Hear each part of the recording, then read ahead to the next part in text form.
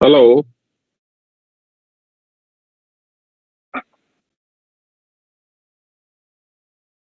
आवाज आ रही है? Good evening. Yes sir.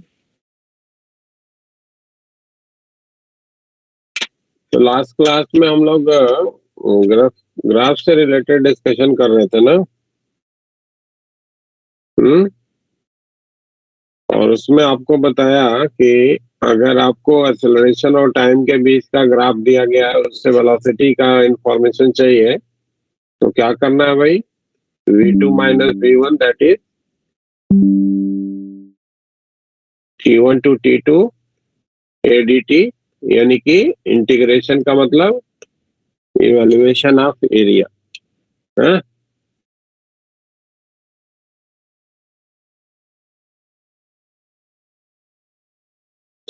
मान लो कि क्वेश्चन दिया गया कि एक पर्टिकुलर पार्टिकल का जो कि रेस्ट से चलना पूरी स्टार्ट करता है, उसके एक्सेलरेशन और टाइम के बीच का ऐसा ग्राफ बनाया गया। ठीक है,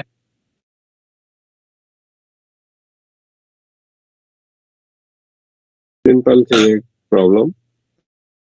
0 से 5 सेकेंड या 5 to 10 सेकेंड, 10 to 15 सेकेंड, इधर में एक्सेलरेशन है, ये मीटर पर सेकेंड स्क्वायर में है, इधर में टाइम है, सेकेंड में है। यहाँ पे -5। इफ पार्टिकल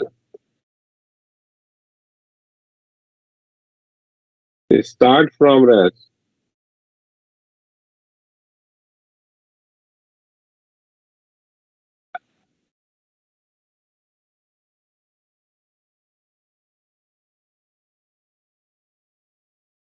draw the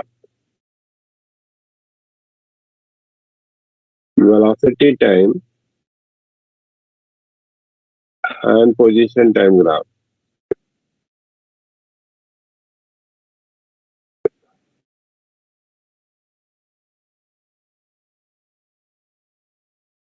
जरा करना है इसको।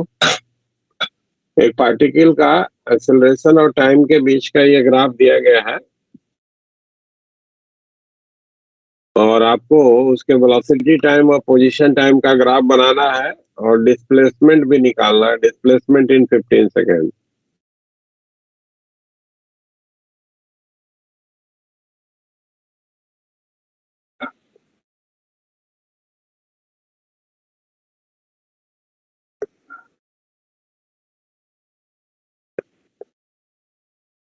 पंद्रह सेकेंड में इसका डिस्प्लेसमेंट कितना होगा ये बताना।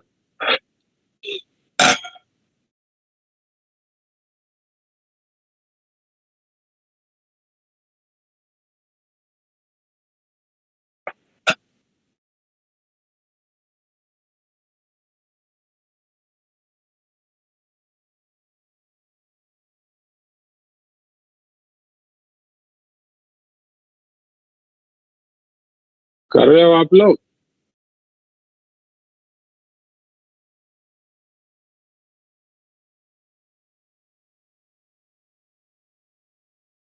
Yes sir.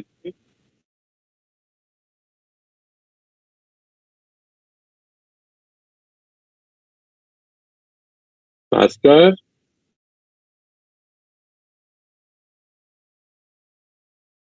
Yes sir. बना रहे हो? सर कर रहे हैं।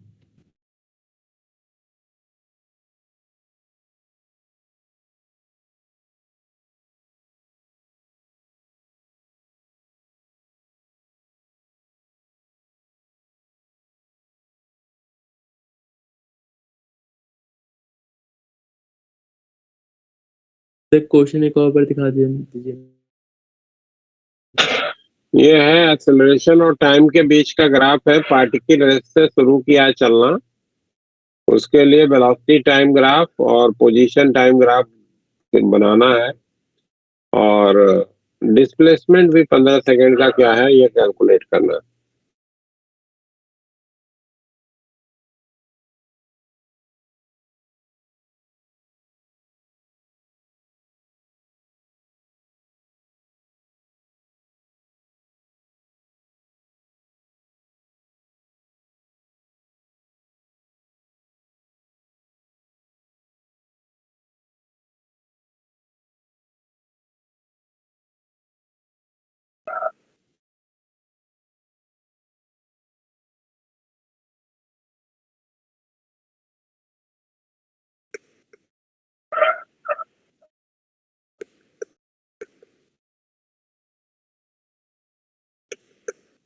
सर एक ट्रेपेजियम बनेगा क्या?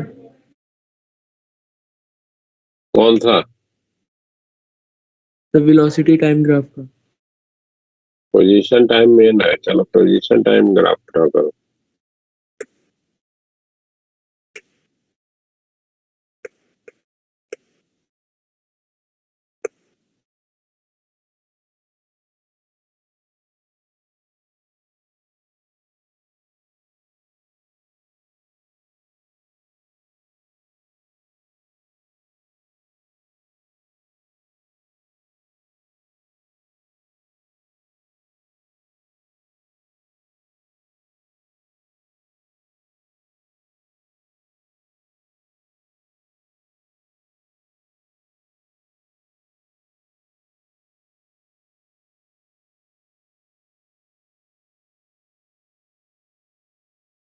कितने लोगों का ग्राफ बना भाई?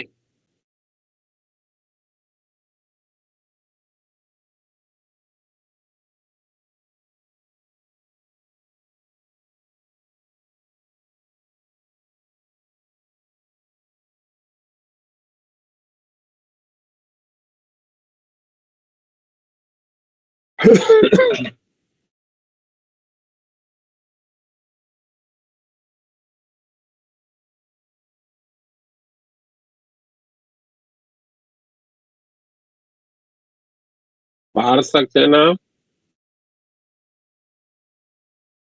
कुशाग्र मिला कुछ तो थोड़ा इंफॉर्मेशन? आइडिया लगा।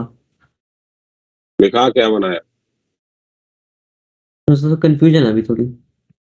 दिखा तो क्या किया है? वीडियो ओपन करो, दिखाओ। एक इनपुट सेंड कर रहा हूँ।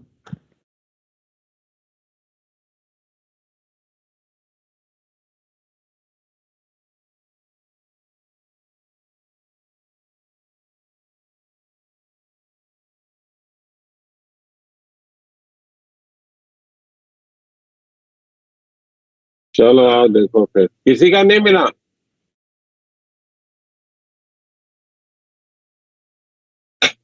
वर्षा,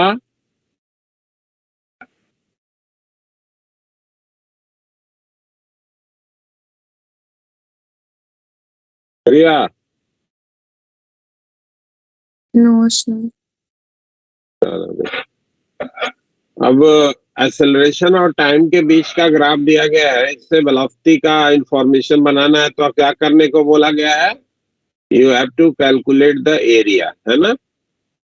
तो 0 से 5 सेकेंड के लिए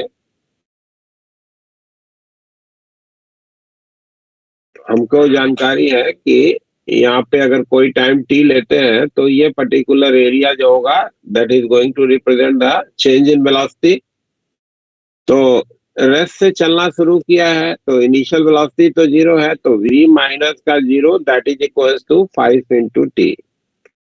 ठीक है, यानी कि v के लिए इंफॉर्मेशन होगा 5t का, और 5 सेकेंड पे वेलोसिटी कितने हो जाएगी? 5 इंटू 5 दैट इज 25 मीटर पर सेकेंड। टी की वैल्यू 5 से 10 तक के लिए आपको मालूम है कि अगर यहाँ पे कोई पर्टिकुलर पॉइंट लेते हैं तो ये जो एरिया होगा वो दैट विल बी 0, है ना? यानी कि v माइनस का v5 that is equal to 0, क्योंकि एरिया 0 आ रही है तो v की वैल्यू हो जाएगी v5 के बराबर, दैट इज 25 मीटर पर सेकेंड। तो 5 सेकेंड से 10 सेकेंड के लिए एक्सेलरेशन 0 है तो वेलोसिटी कांस्टेंट होगी, 15 मीटर पर सेकेंड की रहेगी, है ना? 25 मीटर पर सेकेंड की रहेगी। अब आते हैं 10 से 15 सेकेंड के लिए। तो अगर आप यहाँ पे कोई टाइम टी लेते हैं तो ये वाली एरिया होगी, लेकिन ये टाइम एक्सिस के नीचे है तो नीचे की एरिया को क्या बोला गया भाई? निगेटिव लेना है ना? ठीक है। Yes sir. तो v माइनस का v10 that is equal to minus का 5 इंटू टी माइनस का 10, है ना? ये किसके लिए है? तो नीचे टाइम इंटरवल लिखा ही नहीं। एक मिनट लिख दे।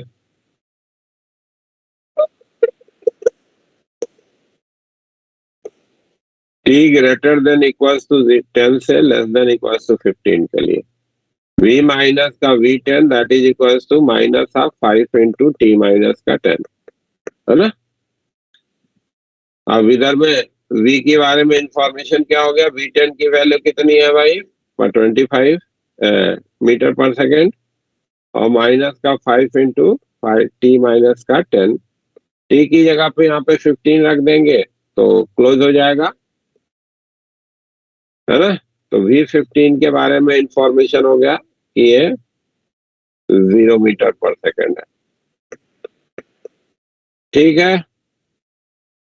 तो ये आपने तीनों इंटरवल के लिए इंफॉर्मेशन बना लिया। पहला, ये एक स्ट्रेट लाइन आपको दिख रहा है 0 से 5 सेकेंड के लिए स्ट्रेट लाइन वेरिएशन,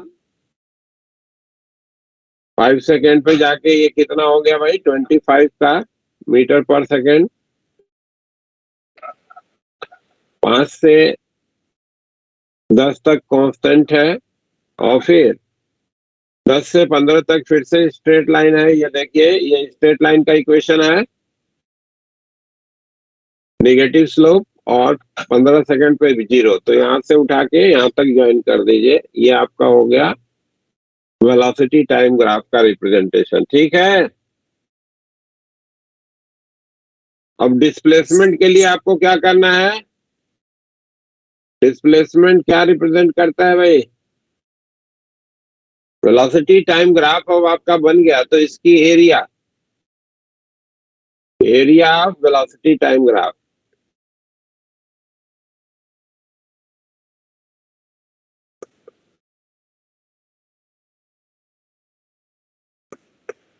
ये आपका डिस्प्लेसमेंट का रिप्रेजेंटेशन है। तो अगर 15 सेकंड में डिस्प्लेसमेंट चाहिए था तो 15 सेकंड में डिस्प्लेसमेंट क्या हो जाएगा, ये पूरी एरिया आपको कैलकुलेट कर देनी है ना, ये पूरी एरिया आपको कैलकुलेट कर देनी है। तो ट्रेपेजियम की एरिया क्या होता है, पैरेलल आर्म्स का सम, यानी कि 5 + 15 मल्टीप्लाइड बाय पैरेलल आर्म्स के बीच का सेपरेशन, यानी कि 25 डिवाइडेड बाय 2, यही होता है ना।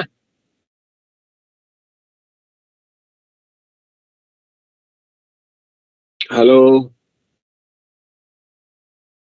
Yes sir. तो 15 सेकंड में डिस्प्लेसमेंट कितना हो गया, 250 मीटर का। तो ये डिस्प्लेसमेंट मिल गया। अब आइए, जो सेकंड पार्ट था, पोजीशन और टाइम का ग्राफ। रेस्ट से ओरिजिन से चलना शुरू किया, पहला इंटरवल 0 से 5 सेकंड, पोजीशन टाइम ग्राफ का जो डेरिवेटिव है वो क्या रिप्रेजेंट करता है, वेलोसिटी, है ना।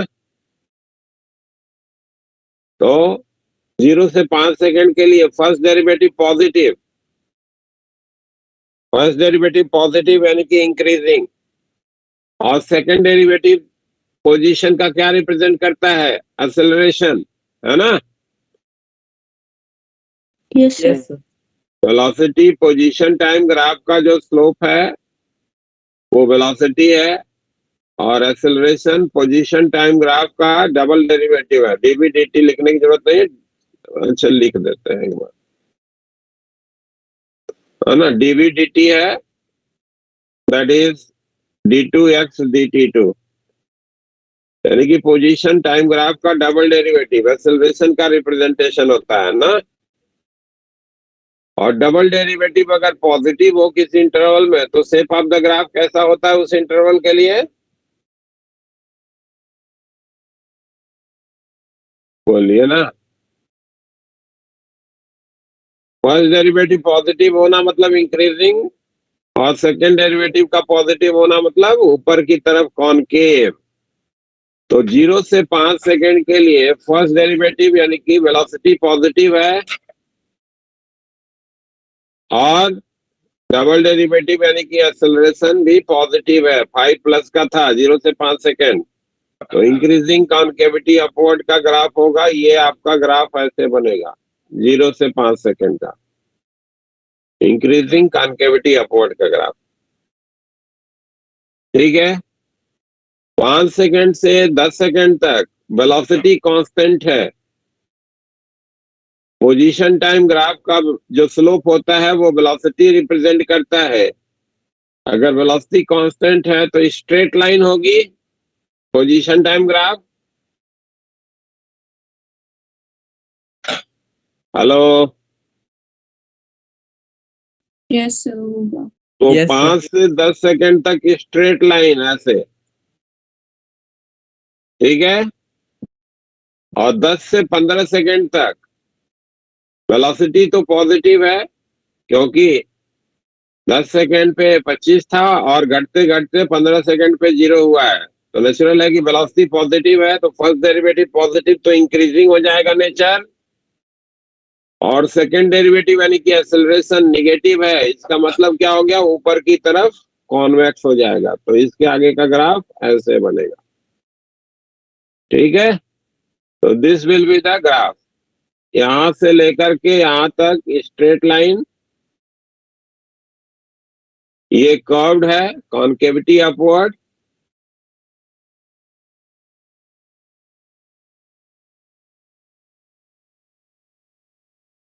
और ये convex upward.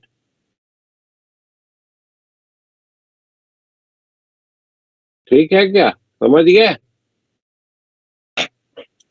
Hello. Yes, sir. तो ऐसे आपको कभी कोई पर्टिकुलर ग्राफ गिवन हो तो वहां पे जो आपके पास नोन इंफॉर्मेशन है उनको ध्यान में लेकर के ग्राफ बनाओगे। चलो एक और प्रॉब्लम कर लेते हैं, और ये तो एडवांस का आया भी है।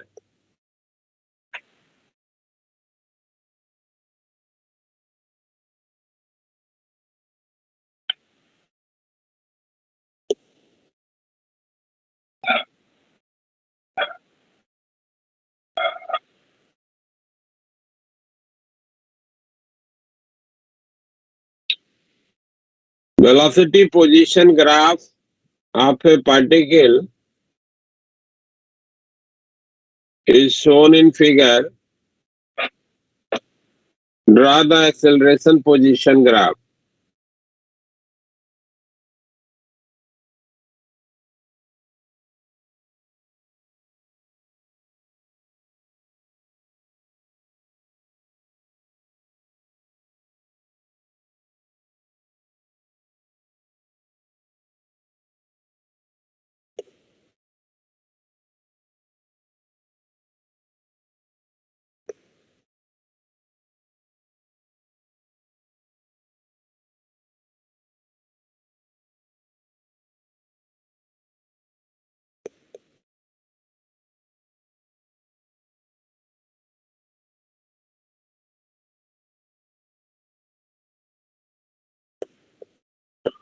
एक्सेलरेशन और पोजीशन का ग्राफ बताइए,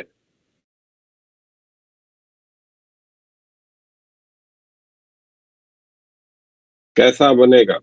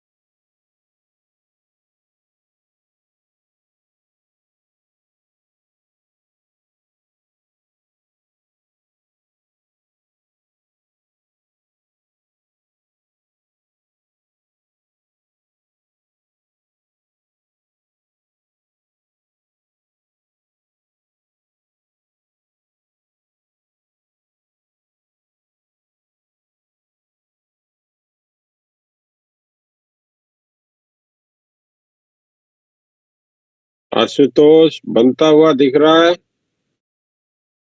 हाँ सर, कर रहा हूँ, 1 सेकंड सर।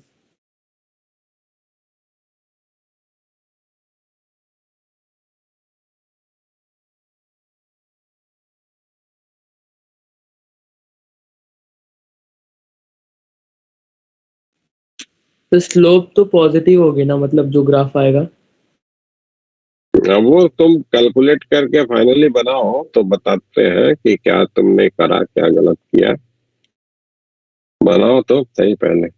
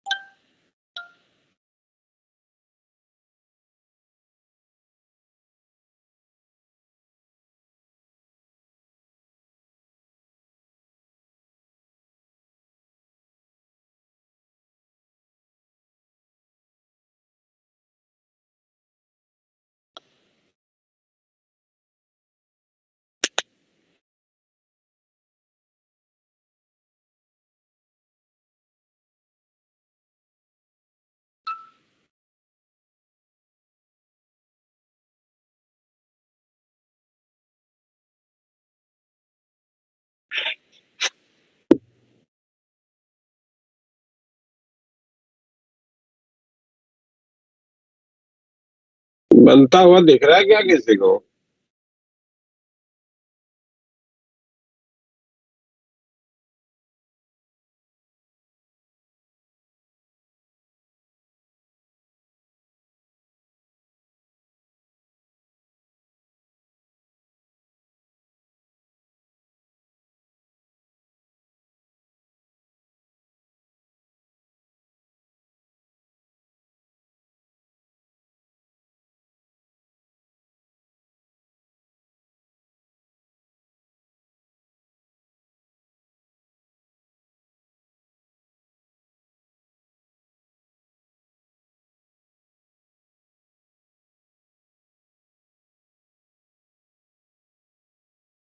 सर इक्वेशन आ गई मतलब इसकी। क्या इक्वेशन निकाला? Sir acceleration equals to v not square upon x not square x minus v not square upon x not square. तो ग्राफ भी बन जाएगा। हाँ सर, मतलब वो पॉजिटिव स्लोप के साथ बनेगा नेगेटिव इंटरसेप्ट पे। हाँ ठीक। चलिए देखिए, अब देखो, अब इस पर्टिकुलर प्रॉब्लम को देखें तो इधर में वेलोसिटी और पोजीशन के बीच का ग्राफ दिया गया। तो डायरेक्ट तो आपको ऐसा कोई भी जानकारी नहीं है कि वेलोसिटी और पोजीशन ग्राफ का स्लोप या एरिया वो हमारा एक्सेलरेशन से कैसे रिलेट होगा। बट आपके पास जो डिफिनीशन है उसी डिफिनीशन को ही आपको इस पर्टिकुलर प्रॉब्लम को करने के लिए यूज करना है।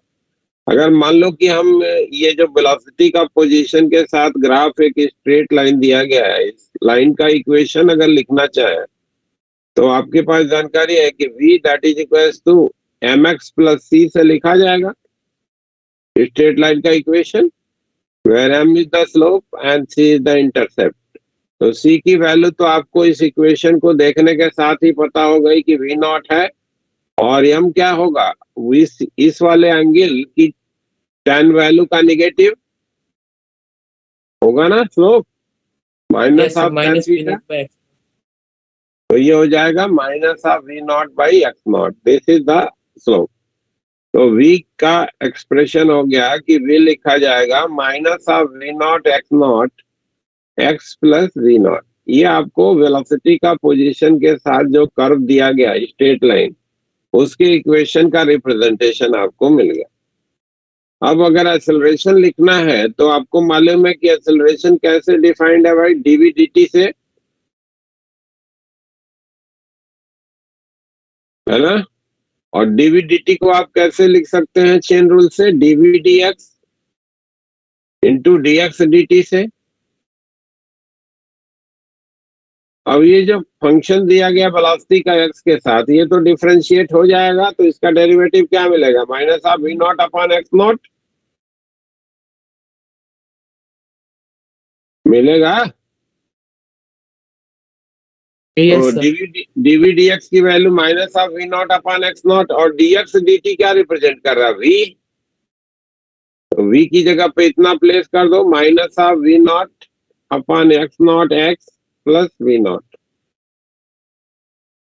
तो एक्सेलरेशन के लिए इंफॉर्मेशन हो गया कि ये लिखा जाएगा v नॉट का स्क्वायर अपॉन एक्स नॉट का स्क्वायर एक्स माइनस का वी नॉट का square upon x not, this will be the variation of acceleration with the position.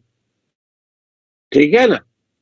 अब ए और एक्स के बीच का ग्राफ आपको क्या दिखा कि एक स्ट्रेट लाइन है अगेन, जिसका स्लोप पॉजिटिव है और जिसका इंटरसेप्ट निगेटिव है। तो माइनस का वी नॉट का स्क्वायर अपॉन एक्स नॉट, यहां से ग्राफ हमारा स्टार्ट होगा, पॉजिटिव स्लोप का आएगा, है ना।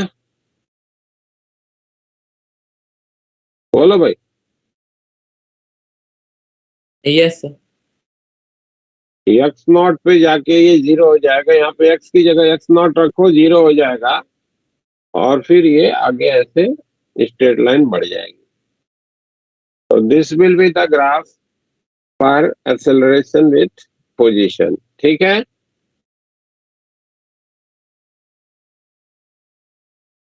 Yes sir. किसी को कोई प्रॉब्लम तो नहीं है इसको समझने में?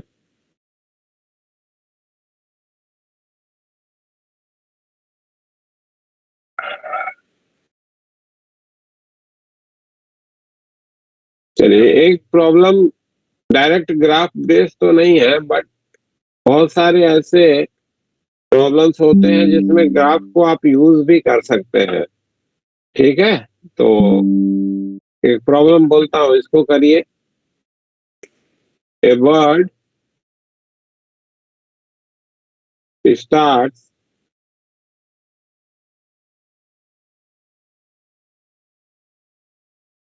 flying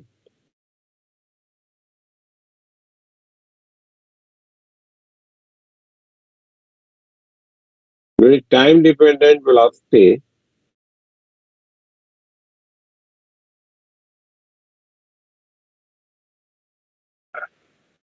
v equals to mod of t minus 2. Find the displacement of bird in 4 seconds.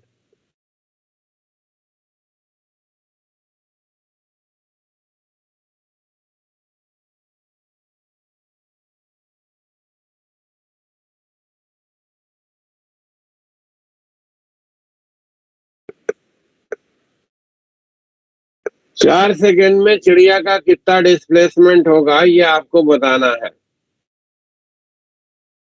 चलिए, जैसे इच्छा हो वैसे बनाइए इसको, ग्राफ खींच के या फिर इंटीग्रेशन से, जो आपको अच्छा लगे। डिस्प्लेसमेंट इन 4 सेकंड चाहिए हमको।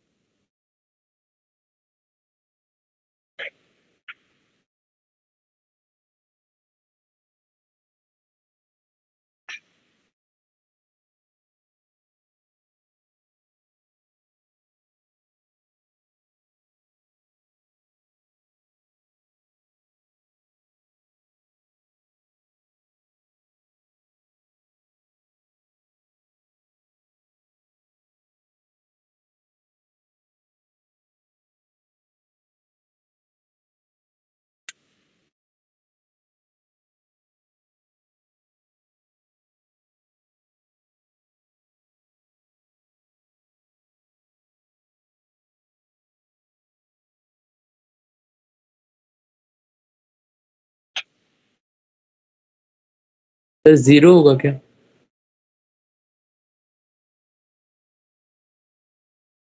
एक ने बोला जीरो, और कोई भी है क्या?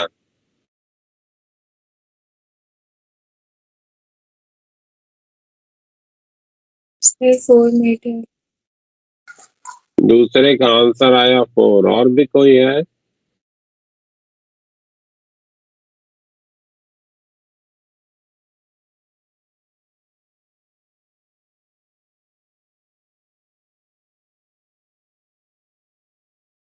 सर जीरो नहीं है मेरा, मतलब वो मॉड नहीं देखा था। अच्छा, मॉड नहीं देखा था। मॉड देख के बताओ।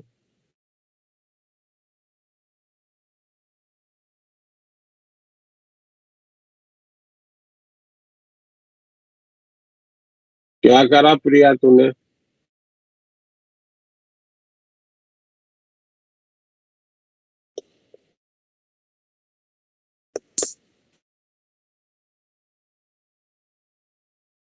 Sir, चलो, after इक्वल्स टू 0 ये जो u की वैल्यू है वो मेरी 2 मीटर पर सेकंड आई थी।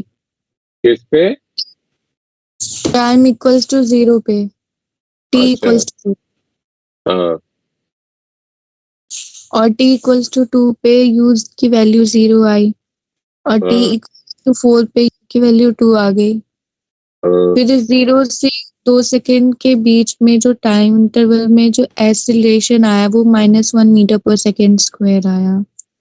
हाँ, फिर उसके बाद डिस्प्लेसमेंट वाला फॉर्मूला लगाया था ut plus half eighty square वाला और उसमें वैल्यूज पुट करी तो डिस्प्लेसमेंट 2 आया। फिर उसके बाद time equals t equals to 2 और t इक्वल्स टू 4 सेकेंड पे निकाला था तो एक्सेलरेशन उस टाइम 1 मीटर पर सेकेंड स्क्वायर आया और जो डिस्प्लेसमेंट था वो 2 आया तो जो टोटल आया है वो 4 मीटर आया। चलिए ठीक।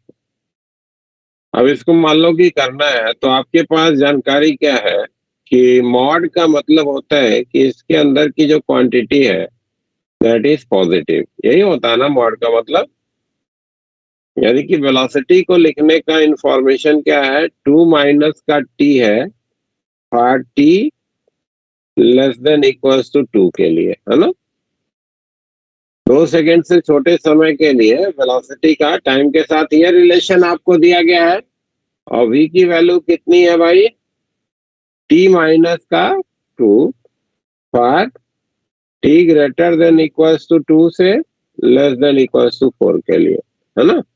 4 ही सेकंड के लिए हमको बात करनी थी तो 4 सेकंड के इंटरवल में वेलोसिटी का टाइम के साथ क्या फंक्शनल रिलेशन है वो हमने बना लिया। मॉड का जो हमारे पास बेसिक मीनिंग है उस मीनिंग को ध्यान में लेते हुए अब अगर हमको इसके लिए डिस्प्लेसमेंट चाहिए तो इधर में देखो तो हमको ये दोनों कर्व आसानी से दिख रहे हैं कि दे आर स्ट्रेट लाइन और स्ट्रेट लाइन हमको खींचना आसान लगता है। तो टाइम को v के साथ अगर प्लॉट करना है तो t बराबर यहाँ 0 रखो तो 2 मिलता है और t बराबर 2 रखो तो यहाँ पे 0 मिलता है। तो स्ट्रेट लाइन ये यहाँ से यहाँ तक ग्राफ हो गया 2 सेकेंड और 2 मीटर। और यहाँ से देखो दूसरे वाले फंक्शन से तो t इक्वल्स टू 2 पे 0 और t इक्वल्स टू 4 पे आपको क्या मिल गया 2। तो ये हमारा वेलोसिटी का टाइम के साथ प्लॉट पता हो गया कि ऐसा ग्राफ बन रहा है। अब आपको मालूम है कि डिस्प्लेसमेंट कैसे लिखते हो भाई, area bounded between VT curve time axis and interval of time. तो डिस्प्लेसमेंट इन 4 सेकेंड हमको चाहिए था तो ये पूरी एरिया आपको लिखनी है ना।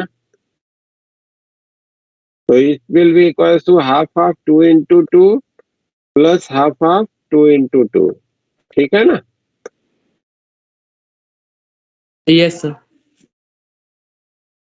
That is 4 metre.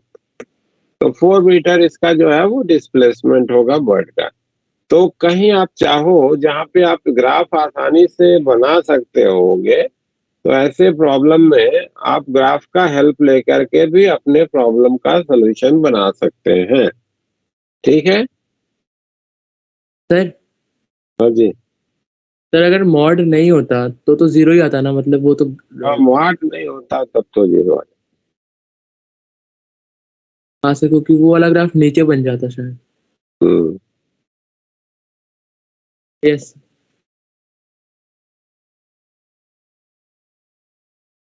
चलो न्यूटन लॉ ऑफ मोशन की बात करूं क्या। हम्म, यस सर।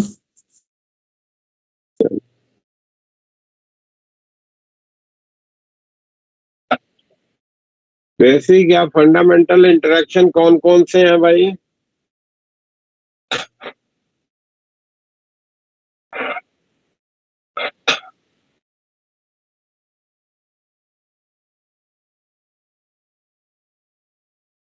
फंडामेंटल फोर्सेस पहला है आपको मालूम है ग्रेविटेशनल इंटरेक्शन।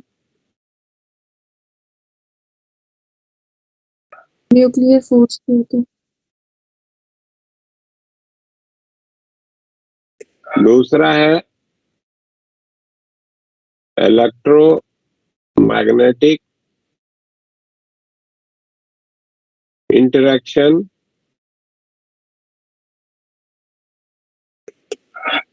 तीसरा है strong nuclear interaction,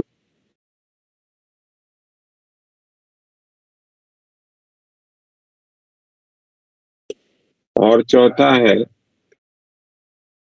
weak nuclear interaction.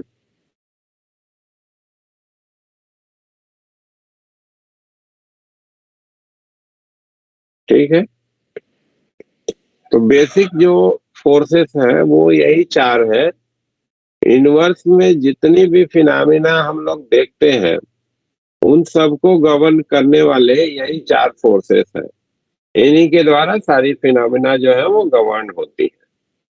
ठीक है, बट अपनी सिंप्लिसिटी के लिए हम लोग जो है हर डिस्कशन में इन फंडामेंटल्स से शुरुआत न करके कुछ अप्रोक्सीमेट फोर्स लॉ को भी हम यूज करते हैं।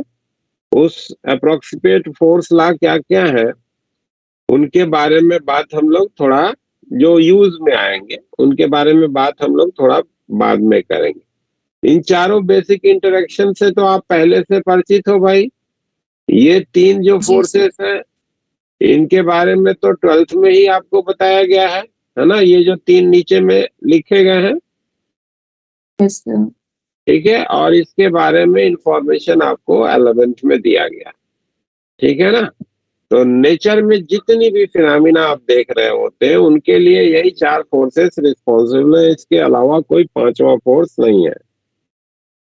ठीक है, अब जो काइनेमेटिक्स का हम डिस्कशन करते थे तो उसमें हमारा जो फ्रेम ऑफ रेफरेंस है जिसमें हम स्टडी को परफॉर्म कर रहे हैं, उस फ्रेम ऑफ रेफरेंस से हमारे डिफाइनिंग रिलेशन या बेसिक रिलेशन का कोई इन्फ्लुएंस नहीं था। बस करना क्या था भाई कि जो भी हमारा इंफॉर्मेशन है उसको उन फ्रेम ऑफ रेफरेंस के करेस्पॉन्डिंग ट्रांसफॉर्म करके लिखना था। बेसिक इक्वेशन के जो नेचर थे दे वर सेम, बट डायनेमिक्स के साथ ऐसा नहीं है ना। जैसे अगर आप किसी ऑब्जेक्ट के एक्सेलरेशन को अगर आप देखना चाहते हैं तो ऑब्जेक्ट का जो एक्सेलरेशन होता है उसके दो बेसिक कारण होते हैं। एक तो उस पे लगने वाला फोर्स,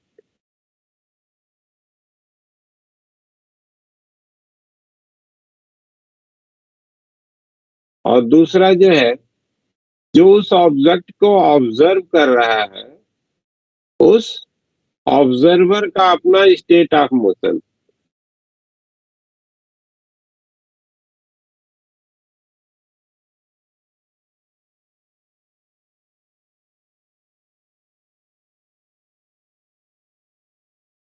ठीक है, ये दो चीजों पे किसी भी ऑब्जेक्ट का जो है एक्सेलरेशन की जो है वो डिपेंडेंसी अपीयरेंस में आती है। ठीक है, फोर्स जो उस पे लग रहा है और दूसरा जो ऑब्जर्वर उस पर्टिकुलर ऑब्जेक्ट के मोशन को ऑब्जर्व कर रहा है या देख रहा है उसका अपना खुद का स्टेटस ऑफ मोशन क्या है उस पर भी डिपेंडेंट होता है एक्सेलरेशन ऑफ एनी ऑब्जेक्ट। ठीक है, अगर आप एक ऐसा फ्रेम ऑफ रेफरेंस लेते हैं जिसमें कि फोर्स ही केवल रिस्पॉन्सिबल है उसके एक्सेलरेशन के लिए या फोर्स के द्वारा ही एक्सेलरेशन जो है वो डिफाइन हो रहा है, तो ऐसे फ्रेम ऑफ रेफरेंस को क्या कहते हैं? Inertial frame of reference. Inertial frame of reference. Inertial frame reference क्या होता है भाई? A frame of reference in which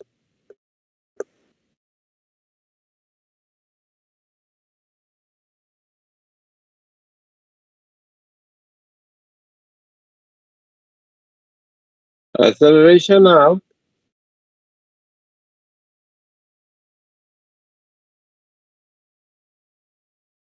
an object is solely defined by the force acting on it.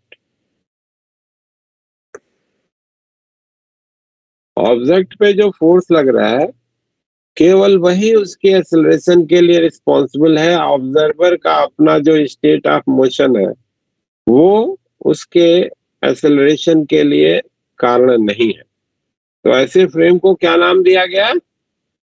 Inertial frame of reference. ठीक है ना। General problem के discussion के लिए अर्थ के रिस्पेक्ट में जो फिक्स फ्रेम है या कांस्टेंट वेलोसिटी से जो मूव करने वाला फ्रेम है relative to the earth, that is going to work like an inertial frame.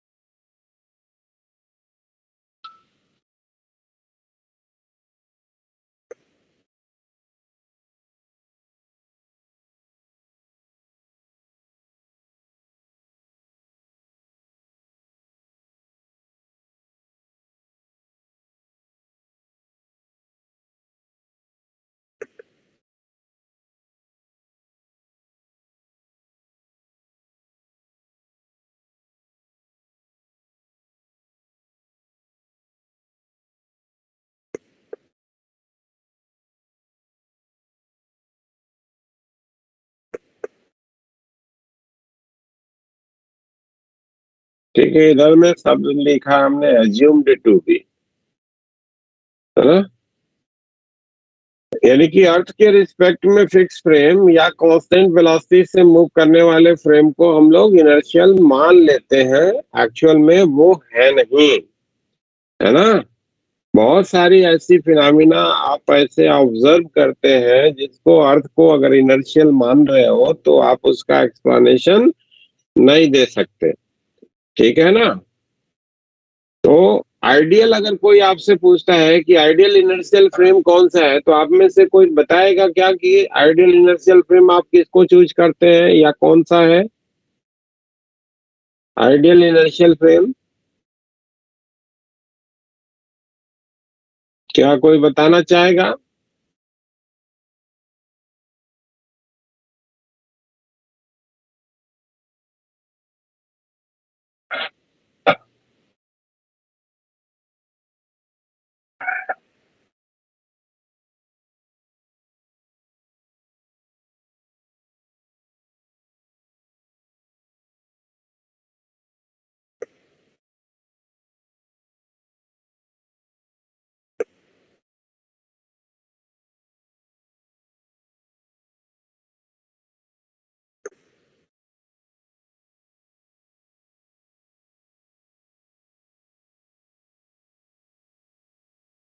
सन के सेंटर पे फिक्स या उसके रिलेटिव कांस्टेंट वेलोसिटी से मूव करने वाला अगर कोई फ्रेम है तो that particular frame is an ideal inertial frame.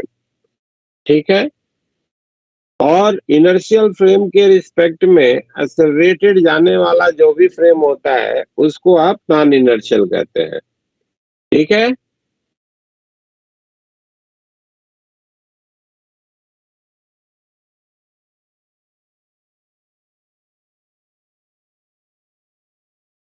A frame moving accelerated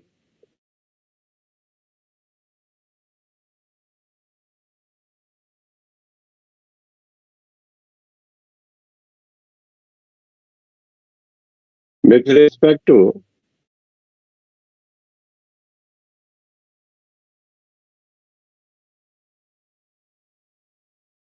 inertial frame is a non-inertial frame.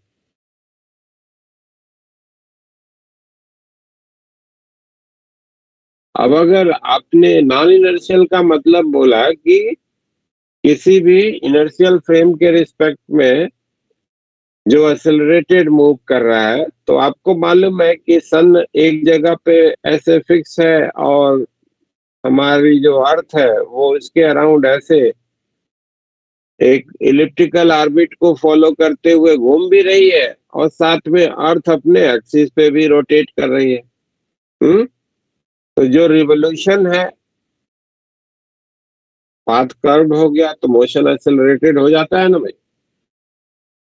As well as जो उसका अपने एक्सिस पे रोटेशन है, ये दोनों ही जो मोशन है अर्थ का, उसके इन्फ्लुएंस में अर्थ के साथ अटैच जो फ्रेम है वो बेसिक रूप से नॉन इनर्शियल की तरीके से अपना अपीयरेंस लेता है।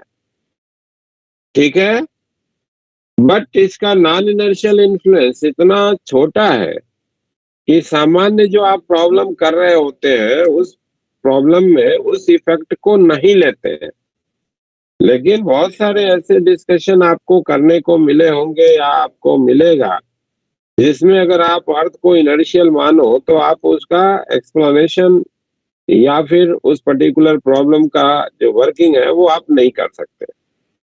ठीक है, तो ऐसे केस में आप ये ध्यान में रखेंगे कि एक्चुअल में अर्थ के साथ फिक्स फ्रेम हमारा इनर्शियल नहीं है, वो नॉन इनर्शियल है। लेकिन अपने डिस्कशन की सिंप्लिसिटी के लिए मेजर प्रॉब्लम में, ज्यादातर प्रॉब्लम में आप उसको इनर्शियल की तरीके से अज्यूम करते हुए डिस्कशन को आगे बढ़ाते हो। क्लियर है बात इतनी?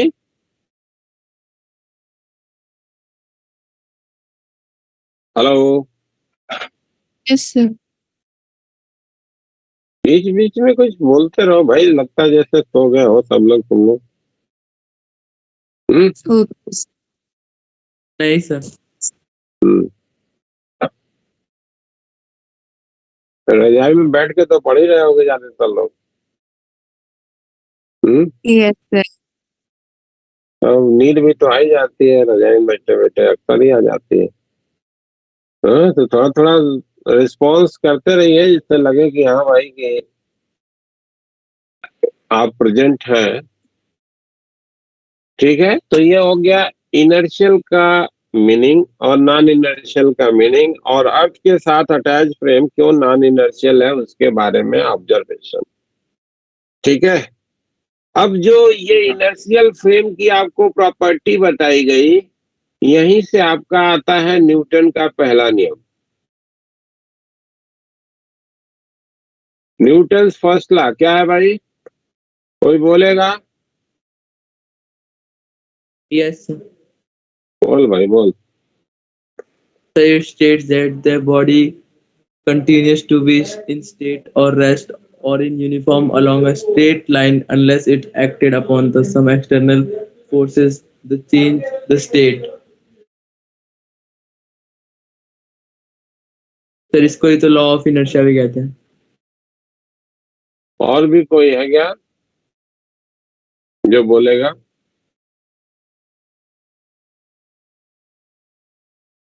Sir, an object tends to be in a state of rest or of uniform motion unless acted upon by an external force.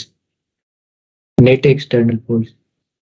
यही तो उसने भी बोला है, आशुतोष ने भी।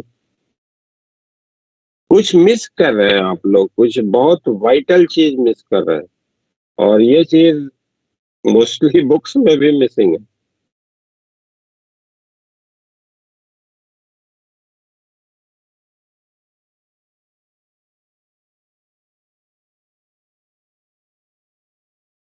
जो भी आपने स्टेटमेंट दिया वो स्टेटमेंट तभी सही है जब आप इनर्शियल फ्रेम की बात कर रहे हो।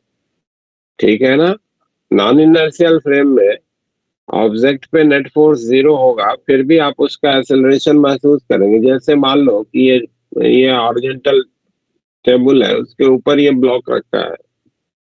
ठीक है, ब्लॉक पे फोर्स अगर आप देख रहे हो तो टोटल फोर्स क्या है भाई? 0।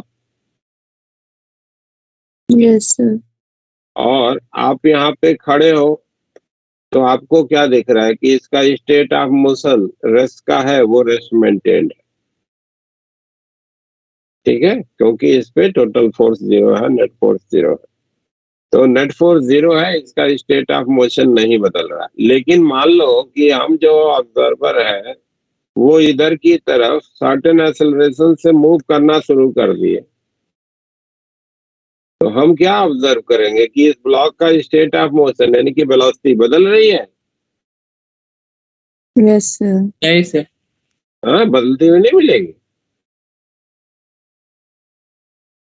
हमको क्या ऑब्जर्वेशन मिलेगा, अगर हम इधर दौड़ना शुरू कर दें तो ये ब्लॉक जो ग्राउंड पे रेस्ट में दिख रहा था वो ब्लॉक क्या रेस्ट में दिखेगा आपको?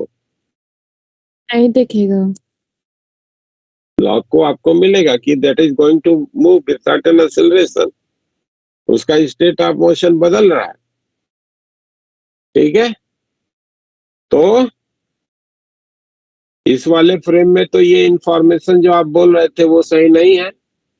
जब आप जमीन पे खड़े हैं, रेस्ट में है, तो आपका ये स्टेटमेंट सही है कि इसका स्टेट ऑफ मोशन नहीं बदल रहा है जब तक आप इस पे फोर्स नहीं लगा रहे। ठीक है ना? तो इनर्शियल Yes. फ्रेम का बोलना जरूरी है। ठीक है, प्रॉपर स्टेटमेंट ये होता है कि in an inertial frame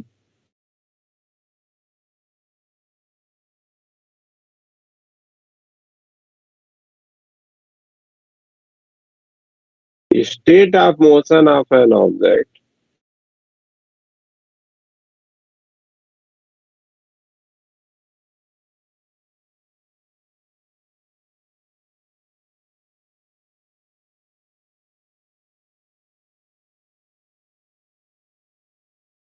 remain unchanged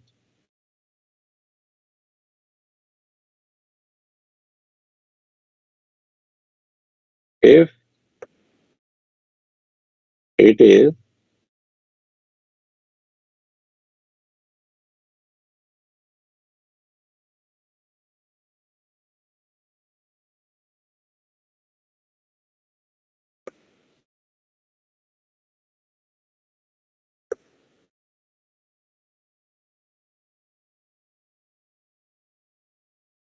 any net interaction। ठीक है, नेट फोर्स अगर इस पे 0 है, इंटरेक्शन का मतलब फोर्स है ना। नेट फोर्स अगर 0 है तो इनर्शियल फ्रेम ऑफ रेफरेंस में एक ऑब्जेक्ट का स्टेट ऑफ मोशन तब तक नहीं बदलेगा जब तक आपने फोर्स नहीं लगाया या नेट फोर्स को 0 रखा।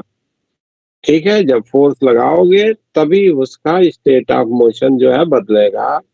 स्टेट ऑफ मोशन का मतलब रेस्ट है तो रेस्ट कायम रहेगा, और अगर मूव कर रहा है तो वो कांस्टेंट वेलोसिटी से मूव करता रहेगा। ठीक है ना? कांस्टेंट वेलोसिटी कह दिया तो नेचुरल है कि वो स्ट्रेट लाइन पाथ हो ही जानी है। ठीक है ना?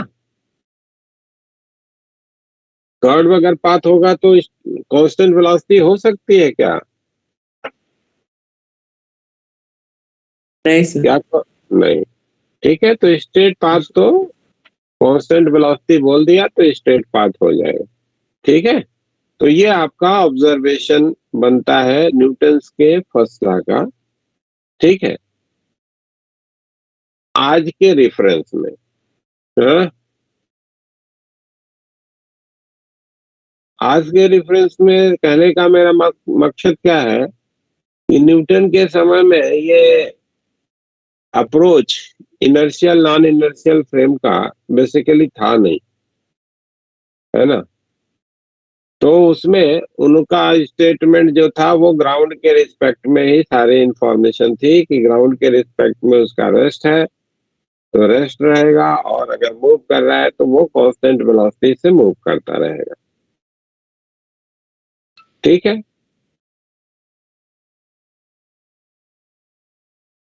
न्यूटन्स का सेकेंड लॉ क्या कहता है? F equals to n। The rate change of momentum of a body is directly proportional on the body. The time rate of change of momentum is directly proportional to the net external force applied and takes place in the direction in which the force is applied. ठीक है, लेकिन ये भी ध्यान में रखिए कि जो भी आपने बोला है वो फिर से ये इनर्शियल फ्रेम के लिए ही है, नॉन इनर्शियल फ्रेम में ये स्टेटमेंट सही नहीं है। ठीक है ना? दोनों तरीके से आप बोल सकते हैं। जैसे अभी किसी ने बोला एफ इक्वल्स टू एम में, उस फॉर्म में भी आप बता सकते हैं, या rate of change of linear momentum के टर्म में भी बता सकते हैं, दोनों तरीके से। तो ठीक है, न्यूटन का दूसरा नियम क्या कहता है? In an inertial frame of reference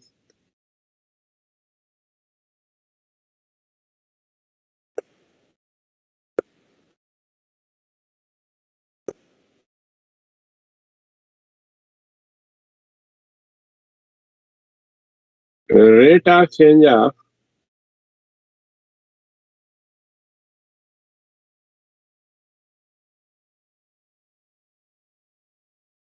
linear momentum of an object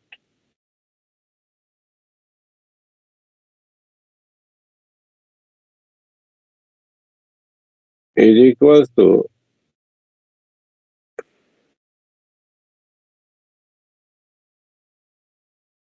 net force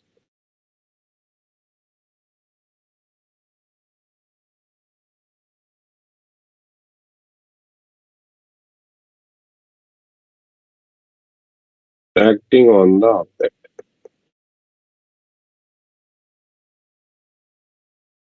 ठीक है, net force acting on the object, जहां पे हम ये ऑब्जेक्ट कह रहे हैं तो ये बेसिकली हमारा पार्टिकल के लिए है ना ये स्टेटमेंट। और जो एक्सटर्नल फोर्स की आप बात करते हो तो वो सिस्टम ऑफ पार्टिकल के लिए होता है ना। सिस्टम ऑफ पार्टिकल में कई सारे पार्टिकल या ऑब्जेक्ट का अगर ग्रुप हो तो उसके लिए हम उसको यूज कर सकते हैं, एक्सटर्नल फोर्स के करस्पॉन्डिंग वो डिफाइन करते हैं, but that external force is equal to mass of the system and acceleration of centre of mass of the object. ठीक है, डीपी dt पी से लीनियर मोमेंटम को दिखाया, तो ये नेट एक्सटर्नल फोर्स के लिए हो गया या नेट फोर्स के लिए हो गया। पी ऑब्जेक्ट का मास m है और v अगर उसकी वेलोसिटी है तो मोमेंटम आपको मालूम ही है कि m इंटू वी से लिखते हो भाई। तो अगर m कांस्टेंट है, जो कि अभी हम लोगों को ऐसे ही सिस्टम की बात करनी है जिसका मास नहीं बदलने वाला है, या ऐसे ऑब्जेक्ट की बात करनी है जिसका मास नहीं बदल रहा है। तो मास अगर नहीं बदल रहा है तो m कांस्टेंट है, डेरिवेटिव से बाहर हो जाएगा, और नेट फोर्स को आपको लिखना है तो ये m इंटू डीवी dt से आप लिख सकोगे। Dv dt is the acceleration, यानी कि मास इंटू एक्सेलरेशन। ये हमारा किसी भी ऑब्जेक्ट, इंडिविजुअल ऑब्जेक्ट के लिए जो है अपीयरेंस में आने वाला न्यूटन का दूसरा नियम है, इनर्शियल फ्रेम में ये वैलिड है। ठीक है, ये जो इंफॉर्मेशन आपको दिया गया है वो इनर्शियल फ्रेम में वैलिड है। ठीक है भाई, इधर ही से आप डीपी को भी लिखना चाहो तो ऐसे भी लिख सकते हो, एफ नेट dt, और इसको इंटीग्रेट कर दें from T1 to T2। T1 पे मोमेंटम को P1 और T2 पे P2 का है, तो P2 माइनस का P1 चेंज इन मोमेंटम, ये हो गया एफ dt का integration from T1 to T2, और इसको कहते हैं इम्पल्स ऑफ फोर्स, है ना।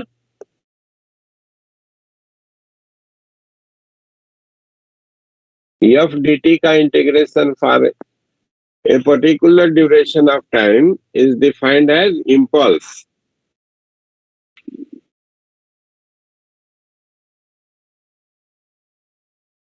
तो अगर किसी ऑब्जेक्ट के लिए आप नेट फोर्स का जो इम्पल्स है वो आप पाते हैं कि 0 है, तो उस ऑब्जेक्ट का जो मोमेंटम होगा वो कंजर्व रहेगा, वो नहीं बदलेगा, है ना। P1 equals to P2।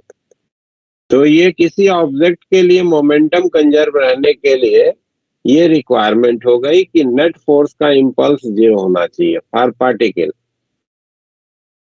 ये पार्टिकल के लिए या इंडिविजुअल ऑब्जेक्ट के लिए बात कर रहे हैं हम। इंडिविजुअल ऑब्जेक्ट या इंडिविजुअल पार्टिकल का अगर नेट फोर्स का इम्पल्स 0 हो तो उसका मोमेंटम कंजर्व रहता है। अब आपको मालूम है कि जो फोर्स है और मोमेंटम है ये दोनों तो वेक्टर क्वांटिटी है, तो आप चाहो तो इसको किसी डायरेक्शन के कंपोनेंट के करस्पॉन्डिंग भी लिख सकते हो। जैसे P2x माइनस का P1x ये लिखा जाएगा Fx dt ना, from T1 to T2। Fx यहाँ पे फोर्स का x डायरेक्शन में कंपोनेंट हो गया। तो इंडिविजुअल डायरेक्शन के कंपोनेंट में चेंजेस क्या आ रहे हैं मोमेंटम के, यानी कि लीनियर मोमेंटम के, वो हम उस डायरेक्शन का फोर्स का कंपोनेंट dt के साथ मल्टीप्लाई करते हुए इंटीग्रेट करेंगे, क्योंकि वेक्टर का तो डायरेक्ट इंटीग्रेशन होता नहीं। तो जब भी आपको इंटीग्रेशन के फॉलोइंग प्रोसेस में जाना है तो you have to first of all component that particular force and then only you can integrate that function, है ना। Yes sir. तो ऐसी भी कई बार सिचुएशन आपको मिलेगी जहां पर कि नेट फोर्स का इंपल्स 0 नहीं है, लेकिन किसी डायरेक्शन में उसके कंपोनेंट के करस्पॉन्डिंग जो इंपल्स मिल रहा है, यानी कि कंपोनेंट किसी डायरेक्शन में 0 हो जा रहा है, ठीक है, तो उस डायरेक्शन का जो मोमेंटम होगा हमारे उस पार्टिकल का, उस ऑब्जेक्ट का, इट विल बी कंजर्व। ठीक है, तो टोटल मोमेंटम ना भी कंजर्व रहे तो किसी स्पेसिफिक डायरेक्शन में हमको मिल सकता है कि मोमेंटम ऑफ द पार्टिकल जो है वो कंजर्व है। ठीक है, जैसे मान लो कि एक बॉल को आपने यूनिफॉर्म फील्ड ऑफ ग्रेविटी में ऐसे फेंक दिया सर्टेन वेलोसिटी से, तो आपको मालूम है कि बॉल जब मूव कर रहा होगा तो इस पे जो फोर्स लगेगा वो तो ग्रेविटी का फोर्स लगेगा ना भाई, mg, जिसको आप दिखाते हैं।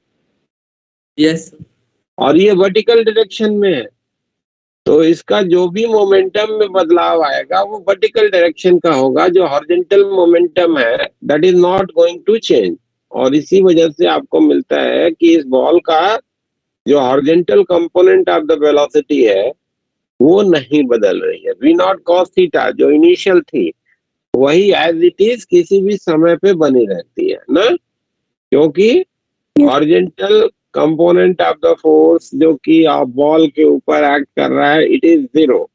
तो हॉरिजॉन्टल डायरेक्शन का जो उसका मोमेंटम है वो हमारे बॉल के लिए कंजर्व रहता है, वो नहीं बदलता है। ठीक है,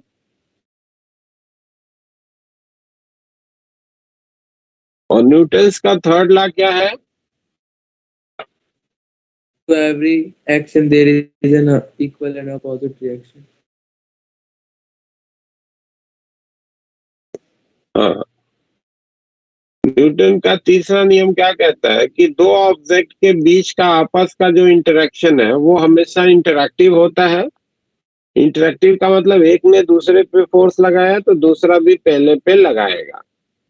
ठीक है, और ये जो इंटरेक्शन है वो इंडिविजुअल पे लगने वाला जो फोर्सेस है वो मैग्नीट्यूड में बराबर होंगे और डायरेक्शन में अपोजिट होगा। जैसे इस पार्टिकल नंबर 1 पे पार्टिकल नंबर 2 ने अगर F12 फोर्स लगाया है और पार्टिकल नंबर 2 पे पार्टिकल नंबर 1 में जो फोर्स लगाया है उसको F21 का नाम देते हैं, तो ये F12 हमेशा F21 के बराबर होगा मैग्नीट्यूड में, लेकिन डायरेक्शन में अपोजिट होगा। ठीक है, इसको आप एक्शन रिएक्शन पेयर के रूप में भी रिकॉग्नाइज करते हैं, और यही न्यूटन का तीसरा नियम है। ठीक है, क्लियर है? Yes sir. अब न्यूटन्स लॉ से रिलेटेड जो हमारे पास प्रॉब्लम्स होंगे उनको हमको जब एनालाइज करना होगा, तो जो हमने तो शुरू में 4 फोर्सेस बता दिए कि यही 4 बेसिक फोर्सेस है, और नेचर में जितनी भी फिनोमिना हो रही है उन सब के लिए ये 4 ही रिस्पॉन्सिबल है। तो वहां से अगर हर डिस्कशन को शुरू किया जाए तो डिस्कशन हमारे जो होंगे वो कॉम्प्लिकेटेड होते जाते हैं, और इस वजह से बहुत सारे हमारे अप्रोक्सीमेट लॉज है।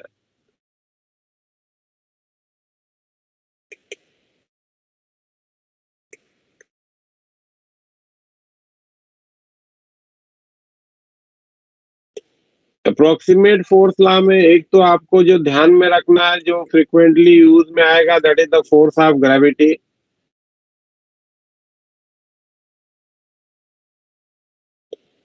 किसी भी ऑब्जेक्ट को जब आप अर्थ के ग्रेविटेशनल फील्ड में प्लेस करेंगे तो उस पे अर्थ के द्वारा एक फोर्स लगाया जाएगा which will be directed toward the centre of the earth, जिसको हम लोग वर्टिकली डाउनवर्ड डायरेक्शन में दिखाएंगे, and it will be given by m into g। ठीक है ना, सब लोग जानते हैं।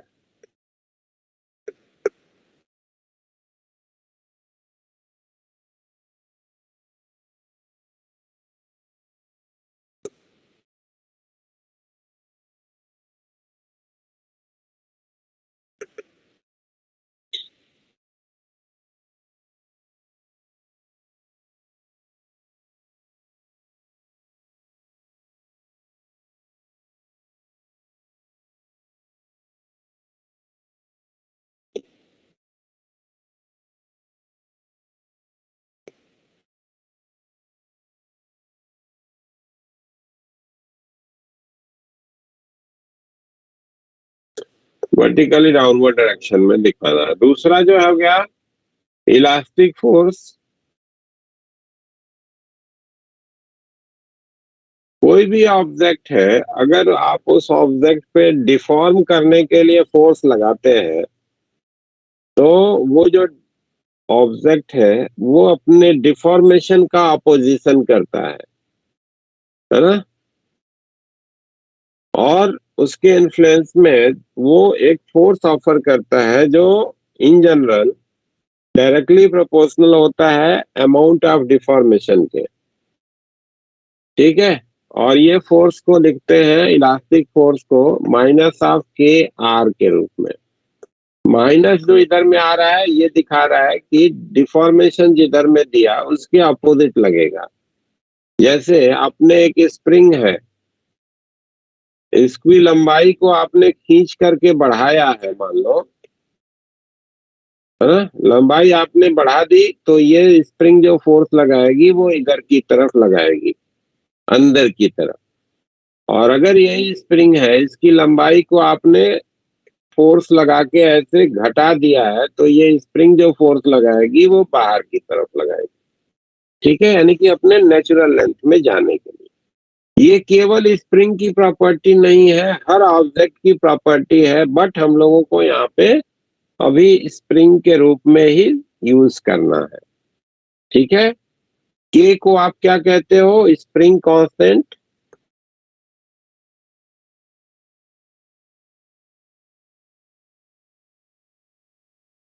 के रूप में आप रिकॉग्नाइज करते हो।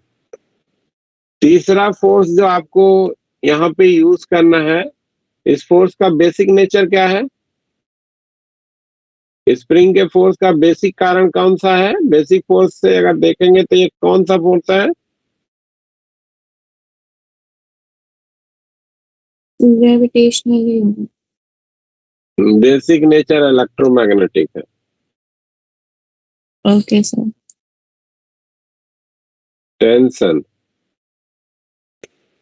एक चीज आप बड़ा केयरफुली ध्यान में रखिए कि नॉर्मल कोर्स में ग्रेविटेशनल फोर्स तो आप आसानी से जज कर लेते हैं, और जहाँ पे आपको फोर्स के बारे में जजमेंट करने में आपको असुविधा लगे ना कि कौन सा फोर्स बोले कौन सा फोर्स बोले, तो इलेक्ट्रोमैग्नेटिक उसको बोल दीजिए। ठीक है, 99.9% केस में वो सही हो जाए। ठीक है। Yes sir. हाँ, Yes, sir. 99.9% केस में वो सही होगा।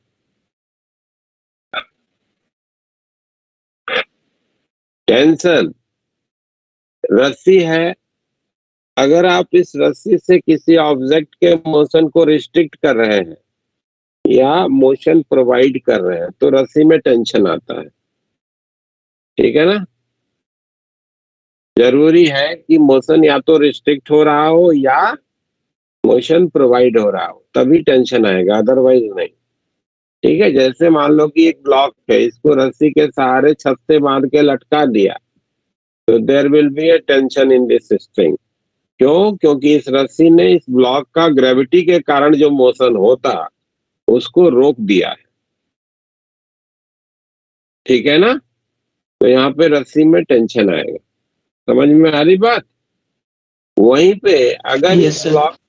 इस ब्लॉक को रस्सी से बांध करके और ये रस्सी को पकड़ने की जगह पे छोड़ दीजिए फ्रीली, ठीक है, तो there will be no tension. क्यों? क्योंकि ब्लॉक को जितना एक्सेलरेशन ग्रेविटी के कारण मिलना चाहिए था वो उसको मिल रहा है, रस्सी ने इस ब्लॉक के मोशन को रिस्ट्रिक्ट नहीं किया, ठीक है, तो रस्सी में टेंशन नहीं होगा।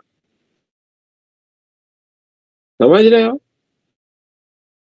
अगर इस रस्सी जी। के इन्फ्लुएंस में इस ब्लॉक का जो डाउनवर्ड एक्सेलरेशन जी होना चाहिए था ग्रेविटी के कारण, उससे कम एक्सेलरेशन हो रहा तो टेंशन आएगा, और अगर जी एक्सेलरेशन हो गया तो टेंशन विल बी जीरो। समझ रहे हैं? हाँ जी Yes. सर। हाँ।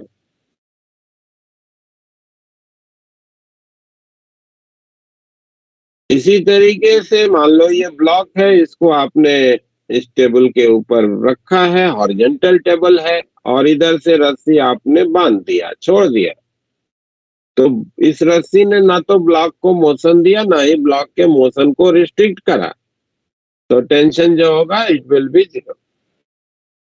लेकिन इधर से आप मान लो कि खींच रहे हो इसको, जिसके कारण इस ब्लॉक को मोशन मिल रहा है, या इधर जो फ्रिक्शन, मान लो कि ब्लॉक नहीं भी मूव कर रहा है, रेस्ट में है, लेकिन इस पे इधर फ्रिक्शन आया, उस फ्रिक्शन के कारण इसको इधर जाना चाहिए था लेकिन नहीं जा रहा है, यानी कि ये रस्सी में टेंशन आएगा। इस फ्रिक्शन के अगेंस्ट इस रस्सी ने पुल इस ब्लॉक के ऊपर ऑफर किया है। समझ रहे हैं? तो मोशन या तो प्रोवाइड हो रहा हो या रिस्ट्रिक्ट हो रहा हो, देन ओनली टेंशन आएगा। और ये फोर्स कैसा है? पुल के नेचर का है ना, हमेशा पुल का है, खिंचाव वाला फोर्स है। ये चीज ध्यान रखिए जिससे कि डायरेक्शन दिखाने में कभी गलती ना हो। और ये भी इलेक्ट्रोमैग्नेटिक नेचर का है। Yes, sir. चौथा नॉर्मल रिएक्शन। नॉर्मल रिएक्शन जब दो सरफेसेस एक दूसरे के कांटेक्ट में होंगे और उस कांटेक्ट के कारण या तो एक का मोशन रिस्ट्रिक्ट हो रहा होगा या प्रोवाइड हो रहा होगा, तो नॉर्मल रिएक्शन आएगा, ठीक है ना। अगर ना तो मोशन प्रोवाइड हो रहा हो ना ही रिस्ट्रिक्ट हो रहा है, normal reaction will be zero. जैसे मान लो कि एक कार्डबोर्ड है, इस कार्डबोर्ड के ऊपर आपने एक ब्लॉक को रखा है और कार्डबोर्ड को यहाँ पे पकड़ के रखे हैं जिससे कि ये ब्लॉक नीचे नहीं जा पा रहा है, तो यहाँ पे कार्डबोर्ड और ब्लॉक के बीच में नॉर्मल रिएक्शन होगा, ठीक है। और लेकिन मान लो कि इधर नहीं पकड़े, छोड़ दिए, तो ये ग्रेविटी के कारण नीचे चला जाएगा, जी के एक्सेलरेशन से जाएगा, यहाँ का नॉर्मल रिएक्शन जीरो हो जाएगा, ठीक है। लिफ्ट में आप खड़े हैं, मान लीजिए वजन नापने वाली मशीन पे खड़े हैं, ठीक है, आपका वजन मशीन दिखा रही होगी, लेकिन मान लो कि लिफ्ट का केबल टूट गया, जिसके सहारे वो सपोर्ट पा रहा है, वो केबल टूट गया। अब मशीन को जब आप देखोगे तो आपको रीडिंग उसकी जीरो दिखेगी। क्यों? क्योंकि कांटेक्ट का नॉर्मल रिएक्शन वहां पे 0 हो गया। ठीक है, हो गया। तो फ्री फॉल हैं? फ्री फॉल बोलेंगे ना उस केस को। हाँ, फ्री फॉल हो गया। तो फ्री फॉल के केस में नॉर्मल रिएक्शन जो हो गया वो 0 हो जाएगा। ठीक है, ये हमेशा पुश वाला फोर्स है ना, ढकेलने वाला है, कभी पुल का नहीं लगेगा। इसी तरीके से मान लो कि ये एक ब्लॉक है, इसको आपने टेबल पे रखा, एक ब्लॉक इधर से आपने यहाँ पे रखा और इधर से आप ढकेल रहे हो, है ना, इधर से आप फोर्स लगा रहे हो, तो ये दोनों ब्लॉक के बीच में यहाँ पे नॉर्मल रिएक्शन आएगा, क्योंकि ये ब्लॉक इसको मोशन दे रहा है। यहाँ पे जो नॉर्मल रिएक्शन लग रहा है उसी के कारण इस ब्लॉक का मोशन आ रहा है। नीचे वाला तो है ही, नीचे के फ्लोर का नॉर्मल रिएक्शन इस ब्लॉक पे भी है, इस ब्लॉक पे भी है, लेकिन ये ब्लॉक भी इस पे नॉर्मल रिएक्शन लगाएगा, क्योंकि इस ब्लॉक के कारण इसको मोशन मिल रहा है। ठीक है, यस सर। Yes sir.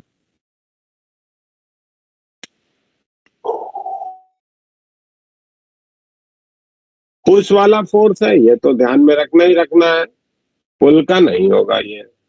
और कब आएगा? जब मोशन रिस्ट्रिक्ट होगा या प्रोवाइड होगा। इसके अलावा फोर्स ऑफ बॉयंसी,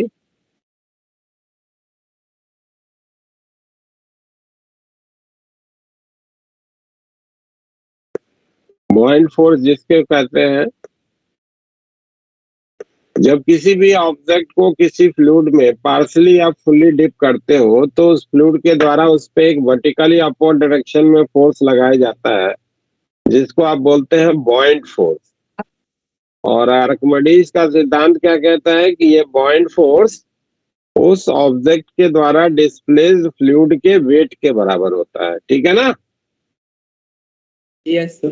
तो फोर्स ऑफ बॉयंसी जो होगी वो माइनस ऑफ md इंटू जी से लिखा जाएगा। माइनस मतलब जी के अपोजिट ऊपर की तरफ लग रहा है, और md क्या है? Mass of displaced fluid.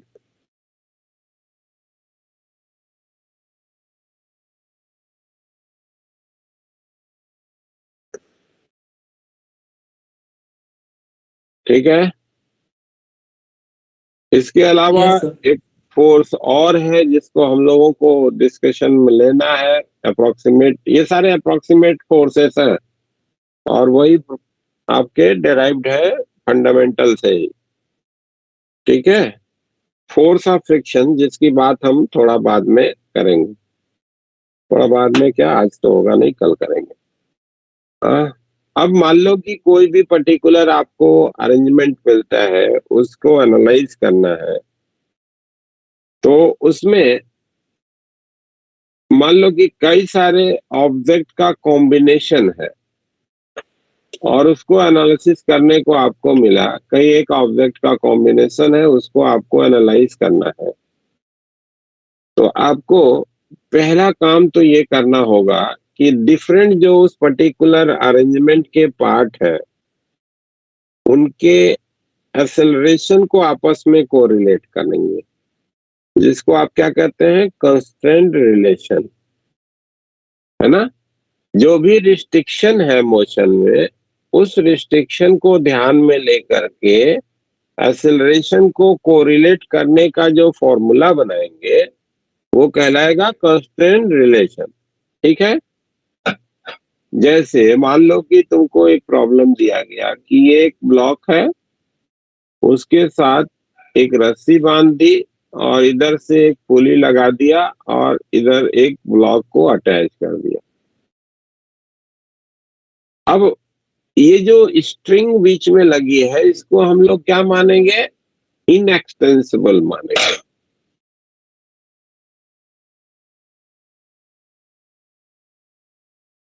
यानी कि इसकी लंबाई में कोई इंक्रीमेंट डिक्रीमेंट नहीं हो रहा है। ठीक, तो ये तो हमारा एक सिंपल सा अरेंजमेंट है।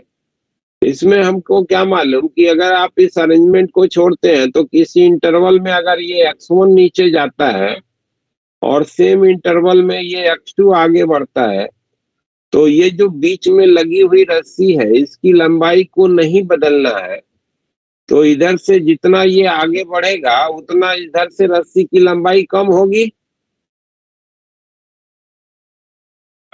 और इधर से ये जितना नीचे जाएगा उतना ही इधर से ये रस्सी की लंबाई बढ़ेगी भाई।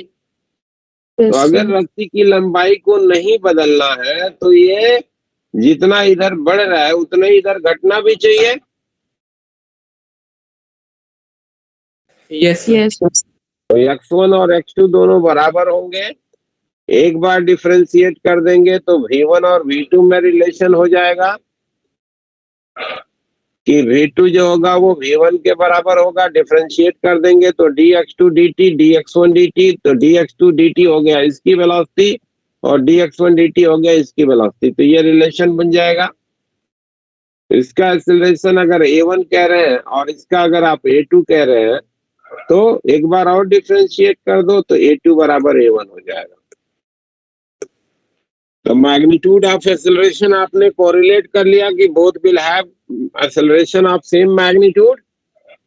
ये जाएगा वर्टिकल और ये जाएगा हॉरिजॉन्टल ऑन द टेबल, ठीक है। तो ये कांस्टेंट रिलेशन है, क्लियर है। Yes, sir. Sir. Yes, sir. इसी तरीके से मान लो कि आपको बोला गया कि एक ब्लॉक है, इसमें एक पुली यहाँ पे लगा दिया और रस्सी का एक सिरा यहाँ पे बांध दिया, इधर से एक पुली लगा दिया और ये एक ब्लॉक से जुड़ा हुआ है पुली, ये रस्सी इस ब्लॉक से जुड़ी हुई है इस पुली के द्वारा, और फिर ये दूसरा सिरा रस्सी का यहाँ पे ब्लॉक से बंधा है। अब इन दोनों के एक्सेलरेशन को कोरिलेट करना है। तो मान लो कि आपने कहा कि किसी समय में ये x1 इधर डिस्प्लेस किया, आपने इधर से फोर्स लगा के खींच रहे हो, ठीक है। तो ये x1 इधर को डिस्प्लेस हुआ, ये x2 इधर को डिस्प्लेस हुआ, मान लिया आपने। तो देखो ये x1 अगर इधर जाएगा तो इधर से ये रस्सी की लंबाई x1 बढ़ेगी इधर से, Yes, sir. इधर से ये पुली भी x1 चल गई तो इधर से और इधर से दोनों तरफ से x1 बढ़ गई। Yes, sir. और अगर ये x2 आगे चला गया ब्लॉक तो ये पुली भी x2 आगे चली गई, तो इधर से x2 लंबाई, इधर से x2 लंबाई, इधर से x2 लंबाई, इधर से x2 लंबाई, 4x1 इधर से रस्सी की लंबाई क्या हो गई, कम हो गई। बोलो भाई। तो ये जो रस्सी है ये इनएक्सटेंसिबल है, तो thrice of x1 4 of x2 के बराबर होना चाहिए ना। एक तरफ से लंबाई जितनी घट रही है दूसरी तरफ से Yes. उतनी बढ़नी चाहिए। Yes, हाँ sir. जी सर. तो डिफरेंशिएट कर दोगे आप दो बार तो thrice of a1 that is equals to 4a2, ये रिलेशन बन गया कि अगर ये a1 एक्सेलरेशन से इधर जा रहा है और इसका एक्सेलरेशन आप a2 कह रहे हो तो a1 और a2 में ये रिलेशन होगा, ठीक है। Thrice of a1 that is equals to 4 of a2। कुछ और इसकी बातें करेंगे, फिर कैसे अप्लाई करना है न्यूटन लॉ उसकी बात करते हुए प्रॉब्लम को डिस्कस करेंगे हम लोग नेक्स्ट क्लास में। आज की कहानी यहीं पे करता हूँ खत्म। Thank you sir. Thank you, sir. Good night sir. Attendance नहीं हुआ है, भागना मत अब।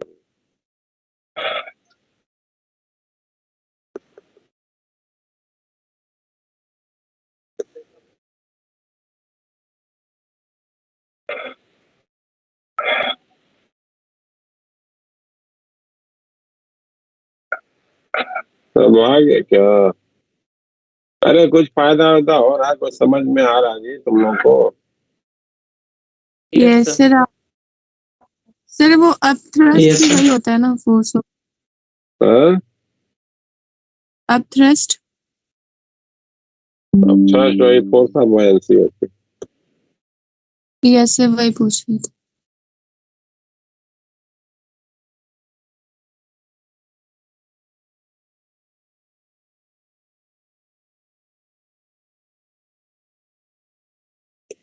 सर हाँ, उस एडवांस वाली जो क्लास हुई थी आज मैंने ली थी उसमें बड़ा नेटवर्क इश्यू आ रहा है। किसमें? एडवांस वाला जो बैच था ना उसमें आज क्लास किया था एक फिजिक्स का, उसमें नेटवर्क इश्यू आ रहा था। टीचर कई देर तक चला गई थी, मतलब बोल रहे थे कि नेटवर्क इश्यू है, हम क्या करें। हाँ, हो सकता है, हो प्रॉब्लम।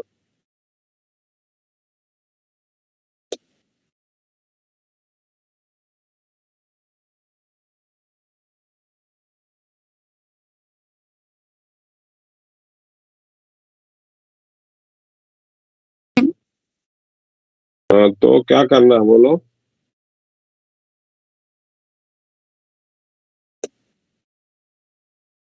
हम्म, बोलना क्या कह रही थी तो आ गई। सर वो बस। ये बोल रहे थे कि ऑफलाइन ही आ जाओ, फिर इतना इश्यू हाँ आ रहा है कि हाँ, तो कर लो, क्या शायद कर। कहाँ हो रहती हो? सर हरियाणा में। अरे तक कैसे आएगी?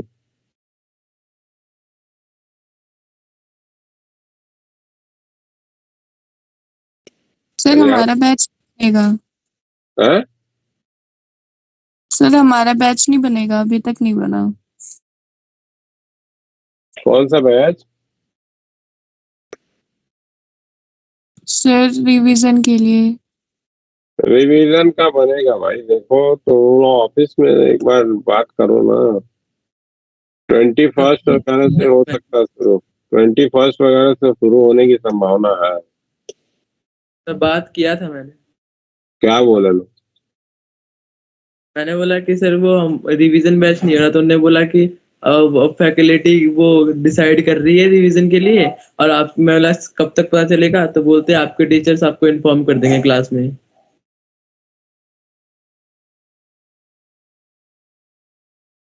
किससे बात हुई थी?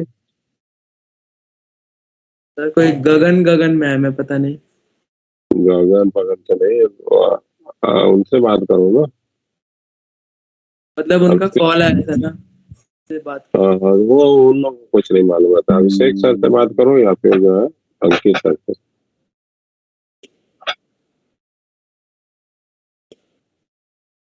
यही दो लोग बता पाएंगे ना। Yes sir. 21 से मोस्ट प्रोबेबली शुरू होगा।